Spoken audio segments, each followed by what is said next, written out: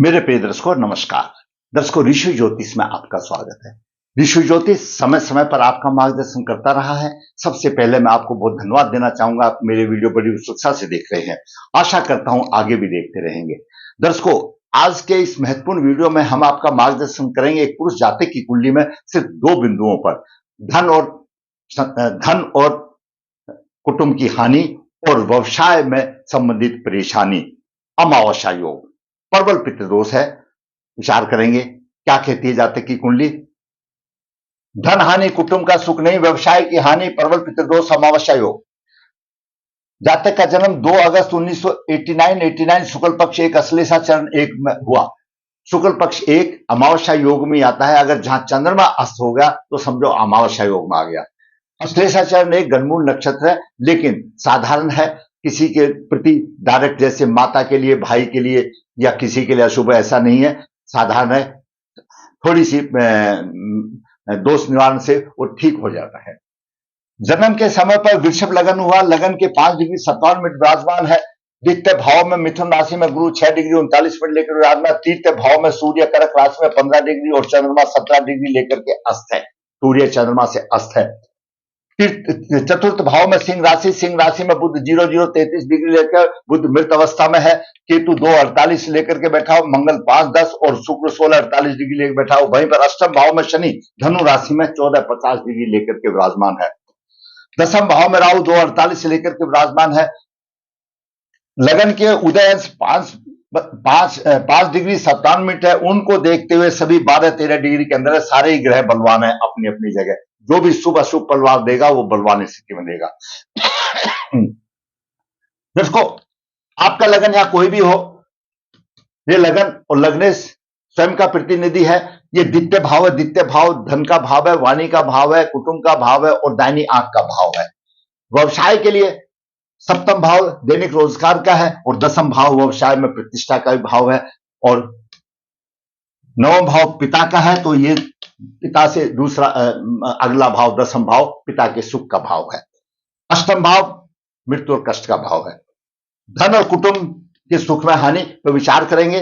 व्यवसाय कमजोर, अमावस्या योग और पितृदोष प्रबल है। दर्शकों वृषभ लगन में जो भी प्राणी पैदा होता है उसका मजबूत शरीर होता है, अच्छा सुगठित होता है, आत्मविश्वासी होते हैं।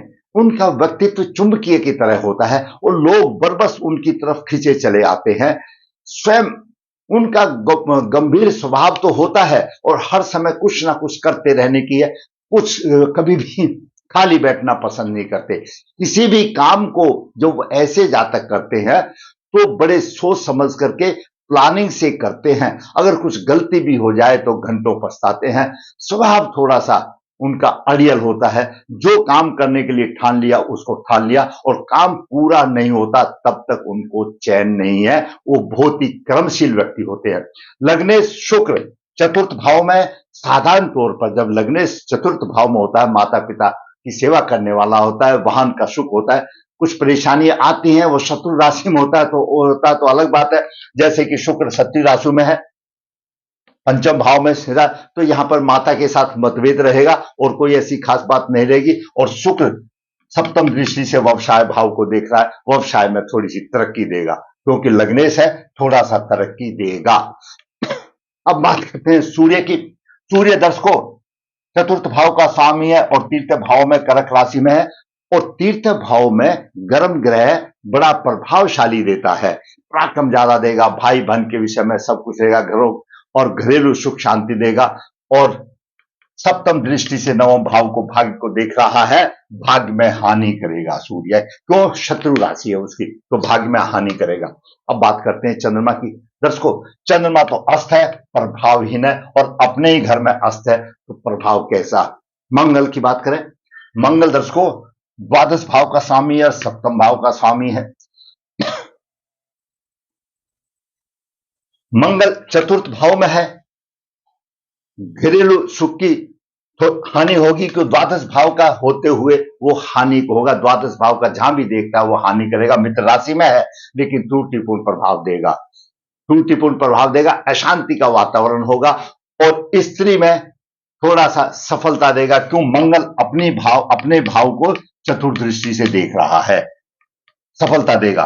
मंगल की सप्तम दृष्टि यहां पर व्यवसाय भाव पर है, शत्रु राशि है, यहां पर परेशानी देगा। मंगल व्यवसाय में परेशानी देगा। अष्टम दृष्टि एकादश भाव पर है। आमदनी के साधन बनते हैं। ऐसे जातक का पड़ोसियों से हमेशा झगड़ा होता रहता है, पड़ोसियों से इसका मेल नहीं खाता। आप कोई भी देख लो जो ऐसा मंगल है, वृषभ राशि में चतुर्थ भाव में मंगल हो, सिंह राशि में मंगल हो, उसकी पड़ोसियों के साथ नहीं बनती, गर्म दिमाग हो जाता है। अब बात करते हैं बुध की। दर्शकों, बुध तो 0037 है, काम से गया, कोई काम का है ही नहीं, मतलब ही नहीं है। और बुध धन भाव का स्वामी है, धन की हानि हो गई। पंचम भाव का स्वामी है, शिक्षा की भी हानि होगी, संतान की भी हानि हो गई। लेकिन जो ये हानि लगन से हानि हुई है वो चंद्र लगन से मिल जाती है, जरूर मिल जाती है, और वर्क में भी मिल जाती है। लेकिन लगन कुंडली में थोड़ी सी हानि है, तो हानि बोलना पड़ेगा। अब बात करते हैं गुरु की। दर्शकों, गुरु एकादश भाव का स्वामी है और अष्टम भाव का स्वामी है, और वृषभ लगन के लिए प्रबल अकारक है। आय भाव का स्वामी, किसी की भी आपकी कुंडली हो, किसी भी लगन की कुंडली हो, आय भाव का स्वामी अगर शुभ ग्रह होकर के द्वितीय भाव में होगा तो दरिद्रता लाएगा, धनी नहीं बनाएगा। और पाप ग्रह होगा यहां पर तो उसको सभी प्रकार के भोग मिलेंगे। यहां पर आय भाव का स्वामी गुरु है, धन की स्थिति कमजोर होगी, और कुटुंब का सुख नहीं मिलेगा। गुरु दूसरी तरफ से अष्टमेश भी है, अष्टमेश के भी गुण लेकर के बैठा हुआ है। तो यहां पर धन की हानि होगी, धन की हानि होगी। पंचम दृष्टि से छठे भाव को देख रहा है, रोग शत्रुओं की वृद्धि होगी, जीवन में उतार चढ़ाव रहेगा, और ऐसे जातक के दुश्मन कभी खत्म नहीं होंगे। गुरु सप्तम दृष्टि से अपनी राशि को देख रहा है, वहीं पर शनि भी है। जैसा मैंने पहले बताया कि दसम भाव का स्वामी अगर अष्टम में हो और अष्टमेश उसको देखे तो प्रेत योग होता है। ऐसा मान के सोचो इनका कोई पुरुष अतृप्त आत्मा में है। तो यहां पर अपनी राशि को देख रहा, आयु तो लंबी करेगा, वो एक अलग बात है। गुरु नवम दृष्टि से दसम भाव को देख रहा है, यहां पर भी गुरु शुभ फल नहीं देगा, तो अष्टमेश भी है और अकारक है, यहां पर भी शुभ फल नहीं देगा। अब बात करते हैं शनि की। दर्शकों, शनि वृषभ लगन में कारक ग्रह है, नवम भाव का स्वामी है और दसम भाव का स्वामी है, लेकिन खड्डे में गिर गया। अगर यही शनि यहां पर होता तो राजयोग बन जाता, लेकिन खड्डे में गिर गया, और ऊपर से गुरु ने देख लिया कि मेरे खड्डे में गिर गया, जैसे शेर पिंजरे में फंस गया, शिकारी के में खड्डे में गिर गया। पूर्व जन्म में किए गए पाप कर्म के प्रतिफल के परिणाम स्वरूप दसम भाव का स्वामी अष्टम भाव में आता है, और अष्टमेश जब उसको देख लेता है तो प्रबल प्रेत योग हो जाता है, तो मेरे जाल में फंस गया। धर्म भाव का भी स्वामी है शनि, धर्म का पालन नहीं, पिता के सुख में कमी, भाग्य की उन्नति नहीं, तो भाग्य का स्वामी भाग से द्वादश मार्ग, भाग्य की उन्नति नहीं, कष्ट, चारों तरफ निराशा का वातावरण। ऐसा जातक जीवन में कभी सुखी नहीं पा सकता। ये पूर्व जन्म के पाप कर्मों के प्रतिफल में ये स्थिति दशमेश की बनती है। शनि यहां से तीसरी दृष्टि से देखता है, कुछ फायदा नहीं, हैंड टू माउथ थोड़ा दे दिया, दो तो पहले दे दिया। सप्तम दृष्टि से शनि यहां पर खुद देखता है, अष्टम भाव से देखता है, शनि कारक ग्रह होते हुए भी अष्टम भाव से देखता है, यहां पर हानि नहीं करता है, कुछ खास परेशानी नहीं करता। वो कोशिश करता है मैं धन की बढ़ोतरी करूं, लेकिन वो कर नहीं पाता। अब बात करते हैं राहु की। राहु दसम भाव में है, राहु दसम भाव में, दसम भाव का स्वामी अष्टम में गिर गया। राहु अगर दसम भाव में हो और दशमेश और लगन को प्रभावित करे तो ऊंचा उठाता है, लेकिन दशमेश तो खड्डे में गिर गया और नीचा उठा देगा। व्यवसाय में परेशानी, पंचम दृष्टि से यहां पर गुरु को भी देख रहा है, धन को देता है, गुरु को भी पीड़ित कर रहा है, धन की हानि और कुटुंब के भी हानि होगी।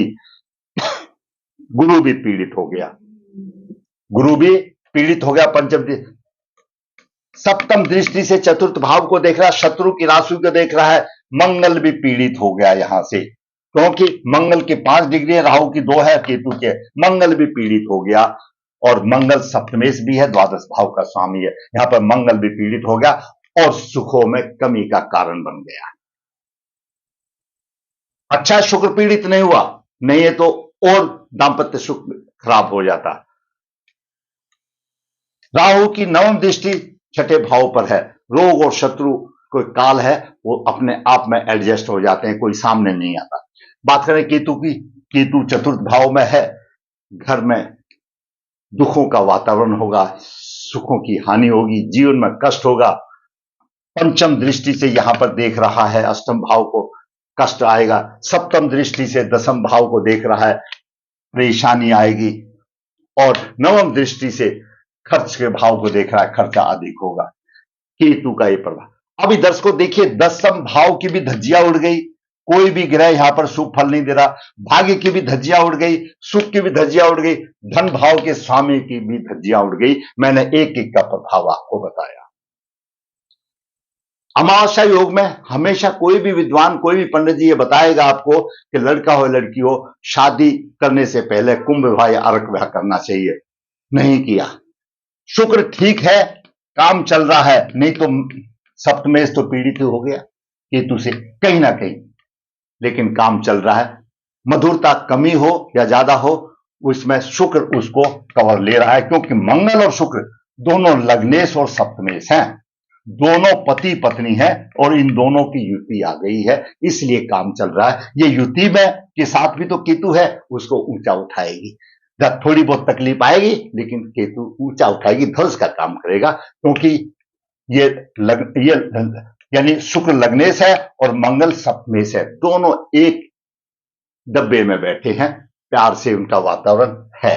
थोड़ी बहुत छूट रहती है, वो केतु राहु के प्रभाव से, वो एक अलग बात है।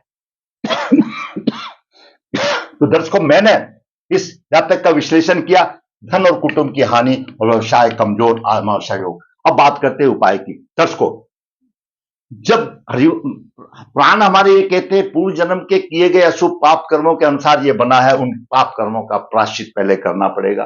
प्रायश्चित करने के बाद जातक शनि का रत्न धारण कर सकता है, फायदा होगा। रत्न तो पहले भी धारण कर सकता है, ऐसा नहीं है को फायदा नहीं देगा, लेकिन संपूर्ण फायदा तो उस प्रायश्चित के बाद ही मिलेगा। तो जातक पितृदोष निवारण करे, शनि का रत्न धारण करे, बुध का रत्न धारण करे और शुक्र का भी रत्न धारण करे, भाग्यवती लाकर धारण करे और अमावस्या योग की शांति करे, केतु मंगल की शांति करे, तो अवश्य जातक को फायदा होगा। जो ग्रह लेकर के आए हैं दर्शकों, उसका तो परिणाम तो भुगतना पड़ेगा, लेकिन शास्त्रों के अनुसार से जो उपाय बताए गए वो करने से जीवन थोड़ा सा आसान हो जाएगा। दर्शकों, मैंने आज आपको इस जवान की कुंडली में 9 की कुंडली का विश्लेषण करके आपका मार्गदर्शन किया, अपने अनुसार, अपने ज्ञान से और शास्त्र के अनुसार मैंने आपका किया। यदि आप समझते हैं कि ये वीडियो किसी के लिए ज्ञानवर्धी है, तो मैं आपसे फिर ये कहूंगा, अगर लाइक करें, शेयर करें, और जिसने सब्सक्राइब नहीं किया है तो सब्सक्राइब करें, ताकि मेरे चैनल की ग्रोथ हो, मेरा भी मनोबल ऊंचा हो, और इसी प्रकार मैं वास्तविक कुंडलियां बनाता रहकर आपका मार्गदर्शन करता रहूं। जैसा हमेशा बताता हूं, ऋषि ज्योतिष नर्मदा जी के तट के नजदीक है, नरदेहत। यहाँ पर काल सर्पदोष पितृदोष की पूजा की जाती है, जो इच्छुक संपर्क कर सकता है। ऋषि ज्योतिष हाथ से पत्रिका लिखता है, पूरा निचोड़ दिया जाता है, संपर्क कर सकता है। ऋषि ज्योतिष कन्या भाव के लिए बिना किसी शुल्क के राह आसान करने के लिए बेहतर जरूर संपर्क। ऋषि ज्योतिष आपकी जो परेशानी आ रही है, मैं कहता हूं कमेंट्स बॉक्स में आप अपना डिटेल लिखिए, जन्म का डिटेल लिखिए, परेशानी लिखिए, वीडियो बना करके आपका मार्गदर्शन करता है, आप लिखिए, मैं अवश्य मार्गदर्शन करूंगा। फिर कहूंगा दर्शकों, अच्छा लगा तो लाइक करो, शेयर करो, और दर्शकों मेरे चैनल को सब्सक्राइब करना मत भूलो, ताकि मेरा भी मनोबल ऊंचा हो और इसी प्रकार वास्तविक कुंडलियां बना करके आपका मार्गदर्शन करता रहूं। धन्यवाद।